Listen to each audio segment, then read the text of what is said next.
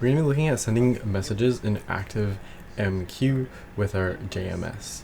So this is based off Skillsoft, just going off the material that they provided and the explanations that they did, just a lot more simplified. So for a project, we are going to need the following dependencies. We need a Spring Web and Spring for Apache ActiveMQ. This is in jar 8 with our Maven project in language of Java. So that's what we're looking at here. We have our Java file, and inside of this first package, we're going to have this auto-generated for us. And then we're going to want to make a send message to queue. But we'll do this in a second. So in this active message application one, it's going to be where we find the boot application and it's responsible for running this. So before we go into the send messages to queue, we go to our src main resources. We're going to go to our applications.properties. We want to rename this application.yml. And then we're going to want to put this inside of here. Now, it says that there are some errors here, but just following along with the video, I'm not exactly sure if there's some imports that we're missing or exactly what.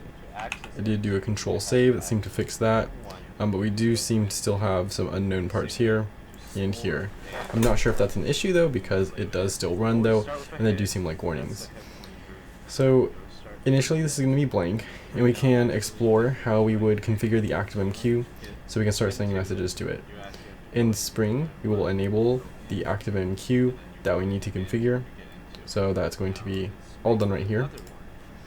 And then we have our Spring JMS settings. We want to configure our JMS properties inside of here. We want to make entities in this configuration file, and we want the delivery mode as persistent so that things are saved and persisted. So now let's go back to our com.example.rest services, and we can go to our send messages to queue. So it's going to look something like this. Now this is to specify the logic that will be used in order to send messages in the queue. This is our new class. So we have our template in here. We're going to auto wire it like this.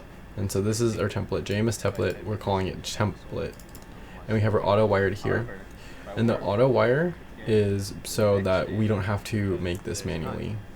It's to configure it automatically so we don't have to deal with that in a manual way. We have a public void send to specify messages we want to send. And inside of our method, we will use the JMS template to send messages. So JMS template dot convert and send, and we have this Q1 hello. If we are to run it, it should look something like this. And we can see that we have it on the Tomcat local hosting, and it's at the server port of 8080 with our HTTP.